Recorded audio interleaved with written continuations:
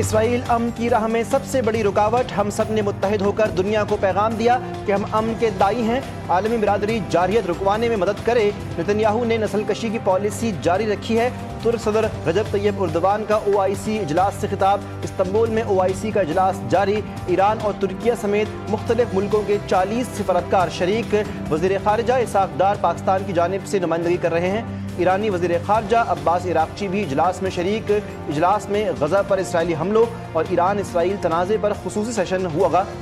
Secretary general OIC حسین ابراہیم طہا نے خطاب میں کہا کہ ایران اسرائیل تنازع کا پرامن حل تلاش کیا جانا چاہیے۔ ایران اور غزہ پر اسرائیلی جارحیت ناقابل قبول ہے۔ چیئرمین OIC کا منصب 3 سال کے لیے ترکیہ کو مل گیا۔ نئے چیئرمین OIC وزیر خارجہ نے کہا کہ OIC اجلاس غزہ، اسرائیل اور ایران جنگ پر غور کے لیے بلایا گیا۔ اسرائیل اس وقت ایران پر حملہ آور ہے، ہمیں غزہ اور ایران کے ساتھ یکجہتی کا اظہار کرنا ہے۔ مسلم امہ کو متحد ہونے کی ضرورت ہے۔ غزہ میں جاری کشیدگی فوری ختم ہونی چاہیے۔ اسرائیل خطے میں عدم استحکام کا سبب بن رہا ہے۔ ایران اور غزہ پر اسرائیلی حملوں کی مذمت کرتے ہیں۔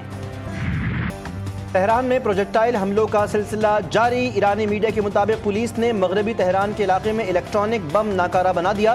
خرم آباد میں حملے میں اسلامی پاسداران انقلاب کے 5 اہلکار شہید۔ ایرانی میڈیا کے مطابق صبح ہونے والے حملے میں مجموعی طور پر اب تک 8 شہادتیں ہوئیں۔ ایرانی وزارت صحت کے مطابق اسرائیل نے 3 اسپتالوں کو نشانہ بنایا، وہ پیرامیڈکس اور ایک بچے کی جان گئی۔ 6 ایمبولینسز کو نشانہ بنایا گیا جن کو نقصان پہنچا۔ اسرائیل میں بیت شعین میں سائرن بجنے لگے۔ اسرائیلی میڈیا رپورٹ کے مطابق ایرانی ڈرون حملوں سے ایک عمارت کو بھی نقصان پہنچا۔ ایران کا اسرائیل پر میزائل سے جوابی حملہ، تل ابیب دھماکوں سے گونج اٹھا، سائرن بج گئے۔ آئرن ڈوم میزائل روکنے میں ناکام، وسطی اسرائیل میں عمارت پر آگ بھڑک اٹھی۔ ایران نے اسرائیل کے فوجی اڈوں اور ایٹمی ری ایکٹر کو بھی نشانہ بنایا۔ حیفا پر ایرانی حملوں میں زخمیوں کی تعداد 45 ہو گئی۔ قوم کے انٹیلیجنس اور سیکیورٹی کے سربراہ کے مطابق اسرائیل کے لیے جاسوسی کرنے پر 22 افراد کو گرفتار کیا جا چکا۔ ایرانی میڈیا رپورٹس کے مطابق 8 افراد مغربی سرحد سے فرار ہونے کی کوشش کے دوران پکڑے گئے۔ ایرانی صدر مسعود پزشکیان کا فرانس کے صدر سے ٹیلی فونک رابطہ، یورپی طاقتوں اور ایران کے درمیان جوہری ہتھیاروں سے متعلق مذاکرات کو تیز کرنے کی ضرورت پر اتفاق۔ فرانس کے صدر نے کہا کہ انہیں یقین ہے کہ جنگ سے نکلنے اور بڑے خطرات سے بچنے کا راستہ موجود ہے۔ یورپی شراکت داروں کی قیادت میں ایران کے ساتھ مذاکرات میں تیزی لائیں گے۔ دنیا تیسری عالمی جنگ کی طرف جا رہی ہے۔ ایران جوہری ہتھیار بنانے کی کوشش نہیں کر رہا۔ ایران کو سویلین جوہری پروگرام کا حق حاصل ہے۔ روسی صدر پیوٹن نے کہا روس ایران کو پرامن جوہری توانائی کی ترقی میں مدد فراہم کرنے کے لیے تیار ہے۔ سابق امریکی صدر بل کلنٹن بولے نتنیاہو اقتدار بچانے کے لیے ایران سے جنگ کرنا چاہتے تھے، ایران پر حملوں کی مخالفت کرتا ہوں۔ صدر ٹرمپ جنگ روکنے کی کوشش میں کامیاب ہو جائیں گے۔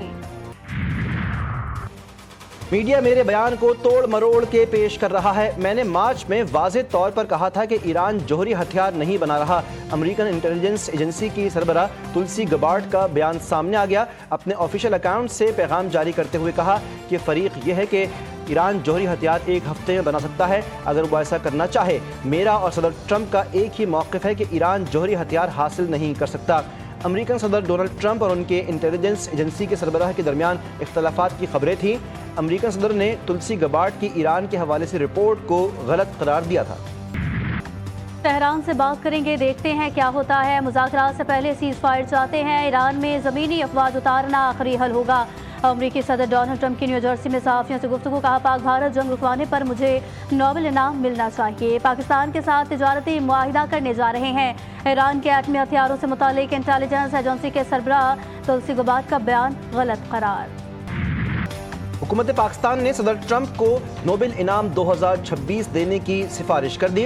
حکومت پاکستان نے کہا ہے کہ ٹرمپ کی مداخلت سے خطے میں جنگ ٹل گئی، ورنہ تنازع سے خطے میں تباہ کن نتائج ہوتے۔ صدر ڈونلڈ ٹرمپ کو فیصلہ کن سفارتی مداخلت اور کلیدی قیادت کے اعتراف میں نوبل انعام ملنا چاہیے۔ عالمی برادری نے بھارت کی بلا اشتعال جارحیت دیکھی جو علاقائی سالمیت کی سنگین خلاف ورزی تھی، دفاع کا حق استعمال کرتے ہوئے آپریشن بنیان مرصوص کیا۔ مسئلہ کشمیر کے حل میں صدر ٹرمپ کی مخلصانہ پیشکش بھی قابل تعریف ہے۔ امید ہے صدر ٹرمپ علاقائی اور عالمی استحکام کے لیے کوششیں جاری رکھیں گے۔ مشرق وسطیٰ کے بحران بشمول غزہ میں انسانی المیہ اور ایران میں بگڑتی ہوئی کشیدگی میں ٹرمپ اپنا کردار ادا کریں گے۔ दफ्तर खारजा ने भारतीय मीडिया के सीज़फायर से मुतालिक दावे मुस्तरद कर दिए। तर्जुमान के मुताबिक पाकिस्तान ने ना तो जंग बंदी की दरख्वास्त की है, ना ही ख्वाहिश जाहिर की। वज़ीर खारजा इसहाक डार ने वाज़ेह किया कि पाकिस्तान ने सिर्फ अपने दिफा का हक इस्तेमाल किया। तर्जुमान ने बताया कि जंग बंदी में सऊदी अरब और अमरीका ने किरदार अदा किया। 10 मई के सुबह भारत ने सीज़फायर की ख्वाहिश जाहिर की, जिस पर पाकिस्तान ने अमरीकी और सऊदी राबतों के बाद रजामंदी दी। गजा में इसराइली जारियत का सिलसिला थमने का नाम नहीं ले रहा। गुज़श्ता 24 घंटों में मजीद 44 फ़लस्तीनी शहीद, जिनमें बच्चे भी शामिल। इमदाद के इंतजार में खड़े 51 शहरी फायरिंग का निशाना बने। तबाहशुदा इंफ्रास्ट्रक्चर के बायस पानी, खुराक और अद्वियात की शदीद किल्लत। अक़वाम मुत्तहिदा ने गजा को इंसानी बहरान करार देते हुए फौरी इक़दामात का मुतालबा किया। शहीद बेनज़ीर भुट्टो की 72वीं सालगिरह, जमहूरियत की अलमबरदार अवाम की आवाज़ और पाकिस्तान की पहली खातून वज़ीर आज़म आज भी कौम के दिलों में जिंदा हैं। सदर मुमलिकत आसिफ जरदारी ने अजीम कुर्बानी और खिदमत पर खराज अक़ीदत पेश करते हुए कहा कि शहीद बीबी ने आमलियत के खिलाफ जुर्रत से मज़ाहमत की। जमहूरियत ख़वातीन के हुकूक और आइन की बालादस्ती के लिए भरपूर जद्दोजहद की। उनकी क़यादत कौम के लिए मशअल राह है। बिलावल भुट्टो ने कहा कि शहीद मोहतरमा बेनज़ीर भुट्टो पाकिस्तानी अवाम के लिए हमेशा के लिए हौसले, जमहूरियत और उम्मीद की अलामत है। वफाकी वज़ीर इत्तलात अदा तारड़ की सना यूसुफ की रिहाइशगाह आमद। वफाकी वज़ीर इत्तलात का लवाहिकीन से इज़हार ताज़ियत, कहा कि सना यूसुफ का कत्ल टेस्ट केस होना चाहिए, मुलजिम को सख्त तरीन सज़ा मिलनी चाहिए। केस को मंतकी अंजाम तक पहुँचाने के लिए कानूनी टीम तश्कील दी जाएगी। सोशल मीडिया प्लेटफॉर्म का जिम्मेदारी से इस्तेमाल होना चाहिए। मुतवस्सित आमदन वाले अफराद हमारी मईशत में एक अहम किरदार अदा करते हैं।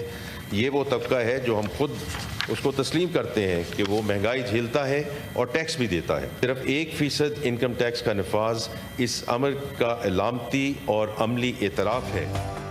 बजट में सबसे ज्यादा बोझ तनख्वाहदार तबके पर डाला जाता है। हमें एहसास है तनख्वाहदार तमाम मुश्किलात का सामना करते हैं। वज़ीर ख़ज़ाना मोहम्मद औरंगज़ेब कहते हैं कि हुकूमत की जानिब से दिया जाने वाला रिलीफ वक्ती नहीं है। आइंदा माली साल के बजट में उन्हें रिलीफ देने की कोशिश की है। अपोजिशन लीडर शिबली फराज ने बजट को अवाम दुश्मन करार दिया। कहा बजट में विजन का फुकदान है, असल बोझ टैक्स दहंदगान पर डाला गया। जस्टिस मंसूर अली शाह की आईनी बेंच की मुद्दत में तोसी की मुखालिफत। जस्टिस मंसूर अली शाह ने लिखा, खत सामने आ गया है, 26वीं तरमीम केस के फैसले तक आईनी बेंच की मुद्दत में तोसी ना की जाए। 19 जून के इजलास के लिए पाकिस्तान में दस्तयाब नहीं, तवक्को थी कि अदम दस्तयाबी पर इजलास मौखर किया जाएगा। साबिक वज़ीर ख़ारजा शाह महमूद कुरैशी की जमानत मंजूर कर ली गई। इंसदाद दहशतगर्दी की अदालत ने शादमान थाना हमला केस में जमानत मंजूर की। वाइस चेयरमैन PTI के 9 मई के एक मुकदमे में जमानत मंजूर की गई। तभी होती है जब कुछ ना कुछ आप सही करने की कोशिश कर रहे होते हैं। मैं तो बुरी चीज़ें आजकल सिंध असेंबली में सुनता हूँ कि पूरी MQM अपना किरदार, अपना माजी भूल के सिर्फ मुर्तज़ा और सलमान पर फोकस करें, KMC पर फोकस करें। ये मैंने कहा ना, शहर शानदार था, शानदार है, कहीं ना कहीं परेशानियां हैं। यस, उन परेशानियों को एड्रेस कर रहे हैं, हल करने की कोशिश कर रहे हैं। बल्दिया उज़्मा कराची के लिए काम कर रही है और आइंदा भी करती रहेगी। मेयर कराची मुर्तज़ा वहाब ने कहा, कराची चलता है तो पाकिस्तान चलता है, हम चाहते हैं कि सब पाकिस्तानी बने, कराची वाले बने।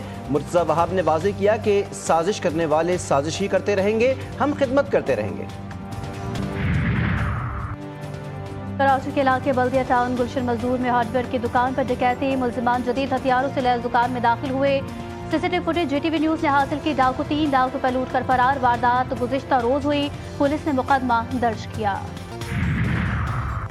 मौसम के बदलते रंग, दीरबाला कोहिस्तान के सयाहती मकामात में शदीद बारिशें, नदी नालों और दरियाए कोहिस्तान में तुग़यानी, सैलाबी रैले में बहकर बच्चा जामहक, जहाज बांडा, लामोती, जंदरी और दीगर मकामात के 3 राब्ता पुल बह गए। ज़मीनी राब्ता मुनक़ता, कई मकानात और राब्ता सड़कें भी सैलाबी रैले में बह गईं।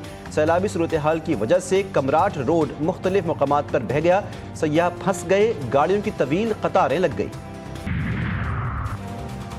कराची में आसमान पर आज भी बादलों के डेरे, गर्मी की शिद्दत में कमी। महकमे मौसमियात के मुताबिक शहर का दर्जा हरारत 35 रिकॉर्ड। आइंदा चंद रोज तक मतला बरालूद रहने का भी इम्कान है, जबकि मुल्क भर में प्री मानसून सीजन का आगाज। 23 जून तक मुल्क के मुख्तलिफ हिस्सों में बारिशों की पेश गोई।